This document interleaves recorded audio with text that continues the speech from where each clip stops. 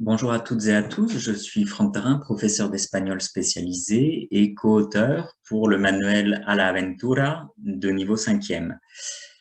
Je vais vous présenter les aventures virtuelles qui font partie intégrante de la méthode. Les aventures virtuelles, ce sont en fait des parcours interactifs que nous avons créés à partir de Geniali et qui seront accessibles à partir du manuel Max de Belin. Il y a en tout une aventure virtuelle par séquence, donc 7 aventures virtuelles qui sont totalement reliées en lien vraiment très étroit avec chaque séquence du manuel cahier. Ces parcours, ils ont été imaginés comme des histoires, en fait, des histoires que les élèves vont pouvoir suivre, comme on peut leur raconter un conte, une histoire ou une légende, ou des histoires qu'ils vont pouvoir vivre un petit peu comme sur le modèle des aventures dont vous êtes le héros. En effet, à partir de ces histoires que l'on raconte, enfin, ces histoires que l'on peut raconter aux élèves, généralement, elles les captivent. On réussit à travers le récit à capter l'attention de nos élèves. Et ce sont en plus des passeurs culturels, c'est-à-dire que les histoires que l'on peut raconter portent la culture. Dans le cas présent, ces histoires vont porter la culture hispanique. Ces histoires, elles sont aussi inspirées de diverses théories de pédagogie, que ce soit la narration digitale, autrement dit la narration transmédia, et se basent aussi sur les principes du storytelling. Donc, pour ce manuel, à la Aventura, nous avons créé cette aventure et nous avons tout mis en œuvre pour diversifier un petit peu ces aventures et pour faire plonger nos élèves dans des univers totalement différents, totalement variés. C'est-à-dire que certaines d'entre elles sont centrées sur l'univers scolaire, qui est un univers plutôt proche des élèves. D'autres aventures sont un petit peu plus fantastiques ou se basent sur des faits historiques, comme celle que l'on va prendre comme support pour cette présentation. Il y a aussi une aventure qui est totalement conçue comme une enquête policière et deux autres qui permettent vraiment de voyager dans le monde hispanique, de s'immerger totalement, que ce soit dans la culture espagnole ou dans la culture mexicaine. Donc voilà, nous allons prendre comme exemple l'une de ces aventures. Donc nous avons choisi pour cette présentation de prendre pour support l'aventure en lien avec la séquence 4 qui s'intitule Aquí vivo yo. Et donc là, une aventure basée un peu plus sur des faits historiques autour du personnage de Gaudi. Chaque aventure commence par une page titre à partir de laquelle les élèves vont pouvoir accéder à la mission. La mission, elle repose sur une question et cette question, il va falloir, au fur et à mesure que l'on va progresser dans cette aventure, réussir à trouver la réponse à cette question. Chaque page de l'aventure, du point de vue de la navigation, contient un menu et ce menu va permettre à l'élève de retourner à la page titre, d'obtenir de l'aide, que ce soit des traductions, de l'aide de vocabulaire, que ce soit de l'aide grammaticale ou des références aux pages du manuel cahier à l'Aventura. Enfin, un bouton qui permet de valider les réponses, qui va se transformer ensuite en bouton d'accès à la page suivante pour pouvoir progresser dans l'aventure.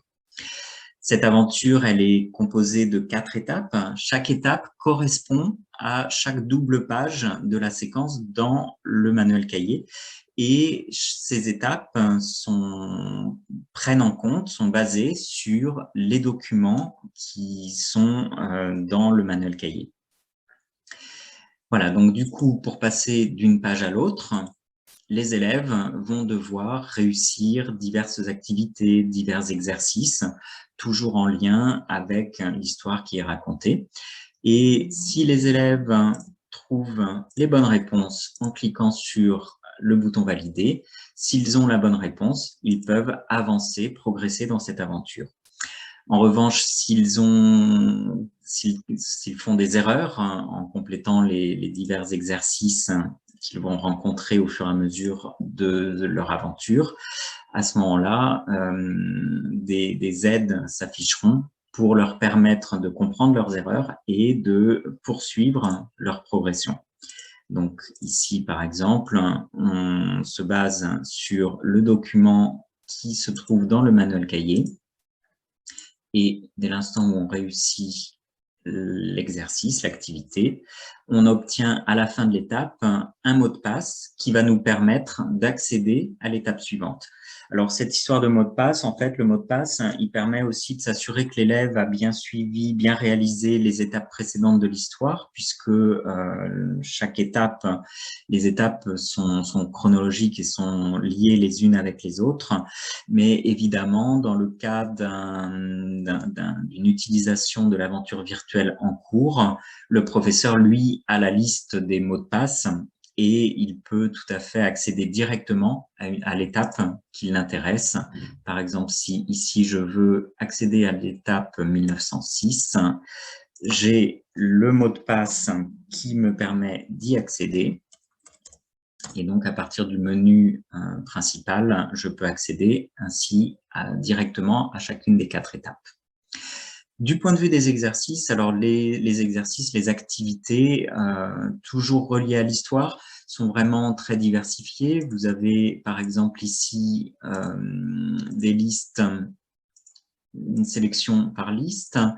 Vous pouvez avoir des exercices d'association, voilà, les despacho.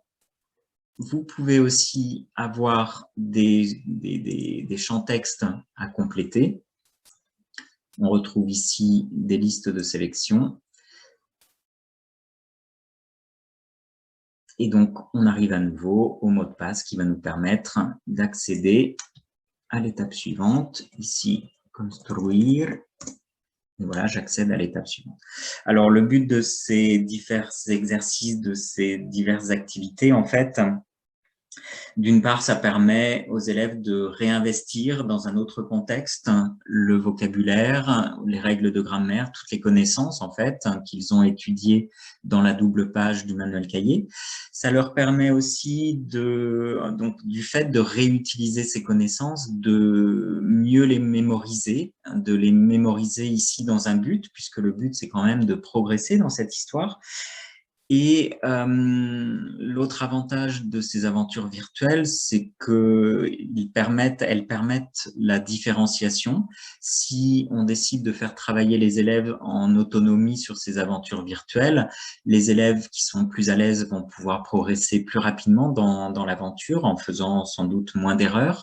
Les élèves un petit peu plus en difficulté auront besoin d'un peu plus de temps, mais généralement, chaque étape peut être réalisée en 10 à 20 minutes en fonction des élèves, on va dire une moyenne de 15 minutes. Du point de vue de l'utilisation de ces aventures virtuelles, l'utilisation elle est vraiment multiple et c'est à chacun finalement d'adapter la façon dont il souhaite les utiliser. On peut tout à fait travailler ces aventures virtuelles en classe entière, que ce soit avec le professeur ou avec l'assistant. On peut proposer aux élèves de travailler sur ces aventures virtuelles en binôme ou en autonomie. Elles sont tout à fait accessibles à domicile, à la maison. L'accès il est facilité par le Flash Belin et par le mini-lien qui sont présents dans le manuel cahier sur les pages d'ouverture. On peut aussi utiliser ces aventures virtuelles en phase de révision, par exemple, donc en fin de séquence, par exemple avant une évaluation, où on peut décider de proposer cette aventure par étape, par épisode, au fur et à mesure de la progression dans la séquence du manuel cahier. Voilà, du point de vue des diverses versions, alors l'élève, la version que je vous ai présentée ici contient une navigation externe, celle que j'ai utilisée quasiment depuis le début. Alors ça, c'est la version professeur. Le professeur peut tout à fait passer de page en page sans forcément réaliser et valider les bonnes réponses des diverses activités. Pour la version élève, évidemment, cette navigation-là n'est pas possible et elle ne peut se faire que par le bouton valider une fois que les activités ont été réussies.